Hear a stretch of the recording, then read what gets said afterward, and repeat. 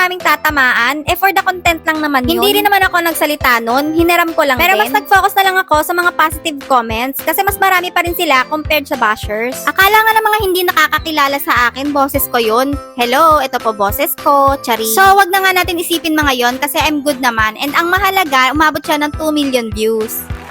By the way, yung nasa background, yun yung nag-trending sa reels ko. Yun yung first gawa ko ng pig bento cake. And itong ginagawa ko ngayon ay pang second time Natutuwa nga ako kay ma'am kasi umorder siya sa atin kahit maraming nega-comment. Hello ma'am LV, thank you so much po sa tiwala. And nakaka-happy nga kasi sobrang nagustuhan ni ma'am yung gawa natin. At ito nga yung feedback niya. Ma'am, ang sarap po ng cake. Sa uulitin po, thank you so much. Pinalo nga din tayo ni ma'am sa Instagram. FYI, meron ding Instagram si DJerlicious. Kung gusto nyo rin po kami i-follow sa IG, search nyo lang po DJerlicious. Meron din kami sa TikTok, DJerlicious. And sa YT naman, Home of Delicious. Shoutout pala sa ating new followers, Chris and Fernandez. I hope nagustuhan niyo yung video na to. Kung i-rate nyo 1 to 10, nakuha ko ba yung inspo? Thank you so much for watching. Babush!